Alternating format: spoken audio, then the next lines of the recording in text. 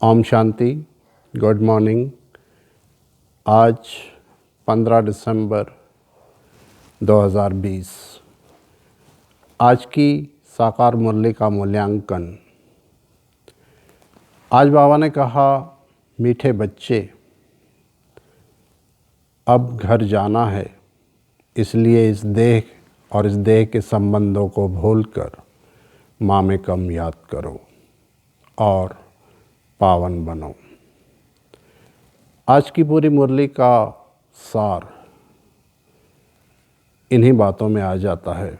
वैसे तो इस पूरे ज्ञान का सार, पूरी पढ़ाई का सार भी यही है कि इस देह और इस देह के संबंधों को भूलकर हमें बाबा को याद करना है और पवित्र बनना है। लेकिन इसी बात में थोड़ी हमें प्रॉब्लम होती है, कठिनाई होती है, क्योंकि अभी तक देह अभिमान पूरी तरह से टूटा नहीं है। हम देही अभिमानी बने नहीं हैं। अगर हम देही अभिमानी बन जाएं, पूरी तरह से अपने आत्मिक स्थिति में स्थित हो जाएं, तो आत्मा कहीं ठहर नहीं सकती। वो डायरेक्ट परमात्मा से यानी बाबा से कनेक्ट हो जाएगी। वैसे तो हम सभी पुरुषार्थी हैं, पुरुषार्थ कर भी रहे हैं, और बाबा ने भी कहा है कि अंत तक सभी बच्चे कर्मातीत बन जाएंगे। लेकिन अब समय बहुत समीप आ गया है, बहुत थोड़ा समय है, अंत का भी अंत चल रहा है। तो जैसा कि आज बाबा ने कहा कि अब घर जाना है। जब हमें कहीं जाना होता है, हम ट्रैवल करते हैं, तब भी हम उसकी तैयारी में लग जाते हैं। हम 2-4 दिन के लिए कहीं जा रहे होते हैं, तब भी उसकी तैयारी करने में पूरा दिन लग जाता है। तो यहाँ तो 5000 साल का सफ़र पूरा हुआ और अब हमें अपने ओरिजिनल घर जाना है, यानी परम धाम जाना है। तो उसके लिए हमें कितनी तैयारियां करनी होगी। बाबा ने आज ये भी कहा कि आत्मा पर जंग यानी कट चढ़ी हुई है, इसीलिए चुंबक उसे खींच नहीं पा रहा है, चुंबक की तरफ खिंचाव नहीं हो रहा है। ये बिल्कुल राइट बात है कि आत्मा पर कट चढ़ी हुई है। बाबा ने कहा, ज़रा सी भी कट होती है तो चुंबक की तरफ वो खींच नहीं पाती, इसलिए हम बाबा की तरफ इतना हमें खिंचाव नहीं होता जितना होना चाहिए। तो कट तो आत्मा पर ही चढ़ी है, शरीर पर तो चढ़ नहीं सकती, क्योंकि शरीर तो हर जन्म में बदलता रहता है। शरीर आत्मा के माध्यम से कर्म करता है और फिर बदल जाता है, लेकिन उस कर्मों का हिसाब किताब तो आत्मा के साथ ही बनता है, आत्मा को ही चुकाना होता है। तो कट आत्मा पर चढ़ी है।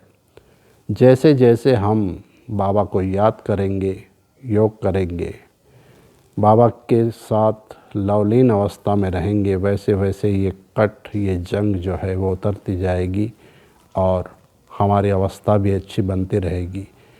बाबा ने ये भी कहा कि जिनकी कट पूरी तरह से उतर जाएगी वो अच्छी सर्विस भी कर सकते हैं। जैसे बाबा ने मिसाल दी कि एक वकील को बहुत सारे पॉइंट्स जो होते हैं कानूनी वो याद रहते हैं, लॉ के सारे पॉइंट्स याद रहते हैं। एक डॉक्टर को बहुत सारी दवाइयों के नाम याद रहते हैं, क्योंकि वो उनका प्रोफेशन है। वैसे ही हमें भी ज्ञान की पॉइंट्स अच्छी तरह से याद रहेंगी जब आत्मा की कट उतर जाएगी। फिर बाबा ने ये भी युक्ति बताई कि कहीं भी सेवा पे जाओ तो ज्ञान की पॉइंट्स पहले लिखो, फिर उनको रिवाइज करो। कभी कभी हमें ये अनुभव होता है, जब हम कहीं सेवा करके वापस आते हैं तो हमें लगता है कि ये बात रह गई, हमें ये बात भी ऐड करनी चाहिए थी। इसलिए बाबा ने सुझाव दिया कि पहले पॉइंट्स लिखो और फिर सेवा पर जाओ। तो ये हमें करना चाहिए। इससे हमारी अपनी भी उन्नति होती है, क्योंकि ज्ञान के पॉइंट्स हमें अच्छी तरह से याद रहते हैं। दूसरा, बाबा ने आज वरदान में भी बहुत अच्छी बात बताई कि अपने आदि और अनादि स्वरूप के द्वारा अपने निजी स्वधर्म को याद करो। तो हमारा निजी स्वधर्म कौन सा है? हम परम पवित्र आत्माएं हैं। परम धाम में हम संपूर्ण पवित्र थे, फिर सतयुग और त्रेता में भी।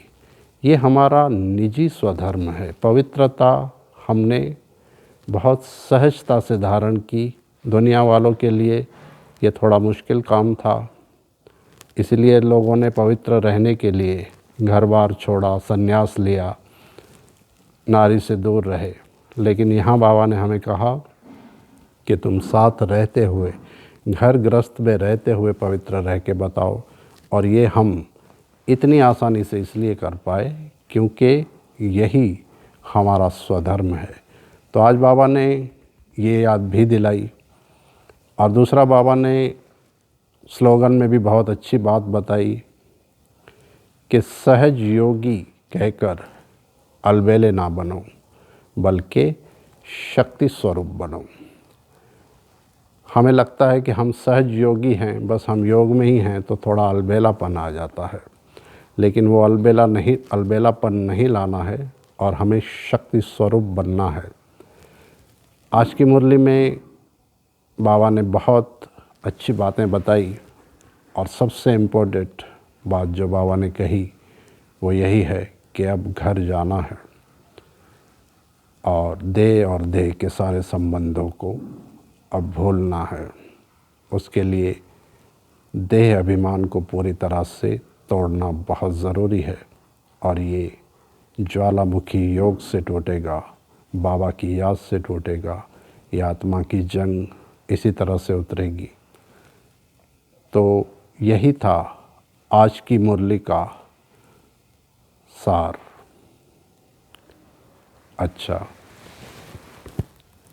ओम शांति।